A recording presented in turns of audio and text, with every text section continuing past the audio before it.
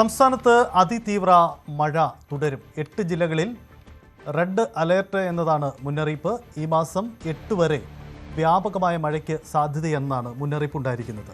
Pathanamthitta, Aranmula, Thiruvalla, Kuttoor, upper കുട്ടനാടൻ മേഖലകളിൽ വെള്ളക്കെട്ട് തുടരുകയാണ്. റാന്നിയിൽ വെള്ളക്കെട്ടിന് നേരിയ കുറവ് വന്നിട്ടുണ്ട്.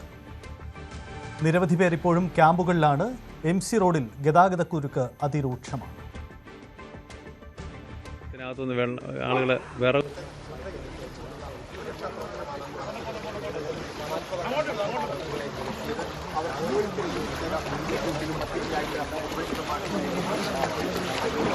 മഴയുടെ ശക്തി കുറഞ്ഞതോടെ പാലാ ഉൾപ്പെടെയുള്ള കോട്ടയത്തിന്റെ കിഴക്കൻ മേഖലകളിൽ വെള്ളമിറങ്ങി തുടങ്ങി. അതേസമയം പടിഞ്ഞാറൻ മേഖലയിൽ വെള്ളക്കെട്ട് തുടരുകയാണ്. വെള്ളക്കെട്ടിൽ കാണാതായ മണർകാട് സ്വദേശി ശരണിന്റെ മൃതദേഹം കണ്ടെത്തിയിട്ടുണ്ട്.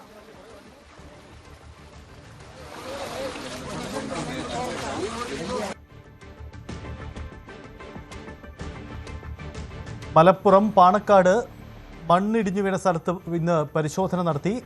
മണ്ണിടിഞ്ഞു വീണ സ്ഥലത്ത് ഗതാഗത തടസ്സവുമുണ്ട്. അതും പരിഹരിക്കാനുള്ള ശ്രമങ്ങൾ തുടരുകയാണ്. കാലാവധി കഴിഞ്ഞിട്ടും സ്ഥലത്ത് നിർമ്മാണ പ്രവർത്തനം തുടങ്ങിയ ഉടമയ്ക്ക് കാരണം കാണിക്കൽ നോട്ടീസ് നഗരസഭ നൽകിയിട്ടുണ്ട്.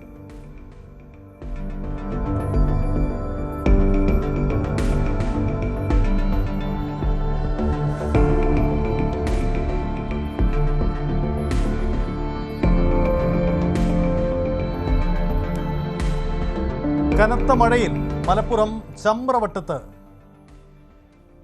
പോത്തുകൾ ഒഴുകിപ്പോയി. ഈ ദൃശ്യങ്ങളടക്കം പുറത്തു വരികയും ചെയ്തിട്ടുണ്ട്. ഇടുക്കിയിൽ മഴയുടെ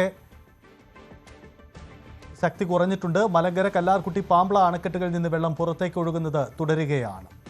വയനാട്ടിൽ ഇന്ന് ഓറഞ്ച് അലർട്ട് ആണെങ്കിലും കാര്യമായ മഴ പെയ്തിട്ടില്ല. കണ്ണൂരിൽ ഒഴുക്കിൽപ്പെട്ട് കാണാതായ 2 പേരുടെയും മൃതദേഹം കണ്ടെത്തി.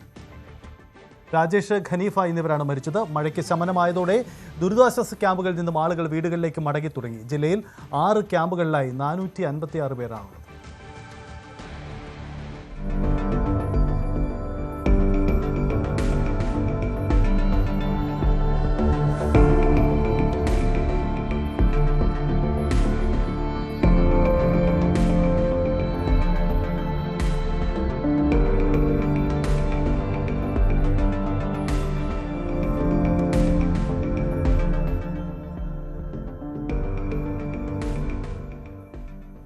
ഇടുക്കി മൂന്നാറിൽ ശക്തമായ മഴയെ തുടർന്ന് നിർമ്മാണത്തിലിരുന്ന കെട്ടിടം ഇടിഞ്ഞു താണു. ചിന്നക്കനാൽ പവർ ഹൗസ് വെള്ളച്ചാട്ടത്തിന് സമീപത്തായി നിർമ്മാണം നടന്നു വന്നിരുന്ന കെട്ടിടമാണ് അപകടാവസ്ഥയിലായത്. മണ്ണിടിഞ്ഞു കെട്ടിടം അപകടാവസ്ഥയിലായതോടെ താഴെ താമസിക്കുന്ന 15ഓളം കുടുംബങ്ങൾ ആശങ്കയിലാണ്. കുന്നിടിച്ച് നിരത്തിയും മണ്ണ് നീക്കം ചെയ്തുമാണ് നിർമ്മാണം അവിടെ നടന്നത്. റെഡ് സോണിൽ നിർമ്മാണത്തിന് അനുമതി നൽകിയതാണ് അപകടാവസ്ഥയ്ക്ക് കാരണമെന്ന് പരിസരവാസികളും ആരോപിക്കുന്നുണ്ട്.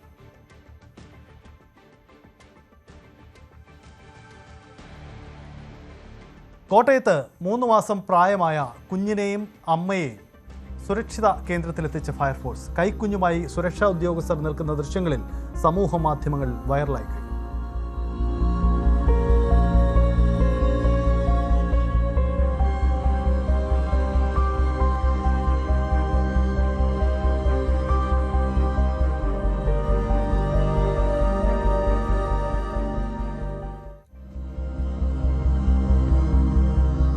സംസ്ഥാനത്ത് പ്രളയ ദുരന്ത മേഖലകളിൽ ഇന്ന് മുഖ്യമന്ത്രി VD സതീശന്റെ സന്ദർശനമുണ്ടായിരുന്നു. അദ്ദേഹം പ്രളയക്കെടുതി നേരിട്ട് കാണുകയും ഒപ്പം തന്നെ ക്യാമ്പുകളിലെത്തി സന്ദർശനം നടത്തുകയും ചെയ്തു. എന്തായാലും പത്തനംതിട്ടയ്ക്ക് പ്രത്യേക പരിഗണന നൽകുമെന്നാണ് മുഖ്യമന്ത്രി വ്യക്തമാക്കിയത്. സംസ്ഥാനത്ത് സ്ഥിരം ദുരന്ത നിവാരണ സംവിധാനം ആദ്യഘട്ടം പത്തനംതിട്ടയിൽ നടപ്പിലാക്കുമെന്നും പത്തനംതിട്ടയിലെ പ്രളയ സാഹചര്യം വിലയിരുത്തിയ ശേഷം അദ്ദേഹം പറഞ്ഞു.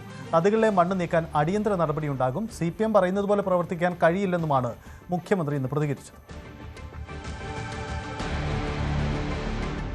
ഈ മൺസൂണിന് മുമ്പ് തന്നെ സംസാരിച്ചാൽ ഈ അതിതീവ്ര മഴയും അതുപോലെ ക്ലൗഡ് ബേഴ്സ്റ്റും ഉണ്ടാകുന്നു. റഡാറിൽ ഇത് അറിഞ്ഞു കഴിഞ്ഞാൽ നമ്മൾ ആളുകളെ മാറ്റുന്നതിനുള്ള സമയം കിട്ടുന്നില്ല. അത്ര ചെറിയ ഗ്യാപ്പിൽ ഇത്രയും വലിയ മഴ പെയ്യാണ്. 200 മില്ലിക്ക് മീതെ മഴ പെയ്താൽ തന്നെ അതിതീവ്ര മഴയാണ്. ഇവിടെ പല സ്ഥലത്തും 340 ആണ് വടശ്ശേരിക്കരയിലേത്. അപ്പോൾ ഒരുപാട് സ്ഥലത്ത് ഈ 200 മീതെ അതിതീവ്ര മഴ വളരെ കുറഞ്ഞ സമയം ഉണ്ടായിരിക്കുകയാണ്. പിന്നെ വെള്ളം പൊങ്ങാനുള്ള പ്രധാനപ്പെട്ട കാരണം വനത്തിന് അകത്തുണ്ടായ ലാൻഡ് സ്ലൈഡുകളും ലാൻഡ് സ്ലിപ്പുകളുമാണ്. ധാരാളം ലാൻഡ് സ്ലൈഡും ലാൻഡ് സ്ലിപ്പും വനത്തിനകത്തുണ്ടായിട്ടുണ്ട്. ഒരുപക്ഷെ വലിയ ഭാഗ്യം കൊണ്ടാണ് വലിയ ഈ അധികം മരണങ്ങളോ അങ്ങനത്തെ വലിയ അപകടങ്ങളോ ഉണ്ടാകാതെ പോയതൊരു ഭാഗ്യത്തിൻ്റെ ഒരു ഘടകം കൂടി യഥാർത്ഥത്തിലുണ്ട്.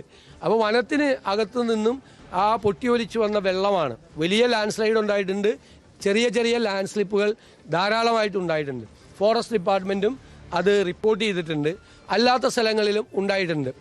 അപ്പോൾ അതെല്ലാം കൂടി പരിശോധിച്ചുള്ളൊരു ഫലപ്രദമായ, ഇന്ത്യയിലെ തന്നെ ഏറ്റവും ഫലപ്രദമായ ഒരു ഡിസാസ്റ്റർ മാനേജ്മെൻറ്റ് റെസിലിയൻസ് സിസ്റ്റം കേരളത്തിൽ ഉണ്ടാകുന്നതിനെക്കുറിച്ച് നമുക്ക് ആലോചിക്കും. അതിന് പത്തനംതിട്ട ജില്ലയ്ക്ക് പൂർണ്ണമായ മുൻഗണന നൽകും. കൂടുതൽ വാർത്തകൾക്ക് news 18 Keralam YouTube channel subscribe ചെയ്യുക.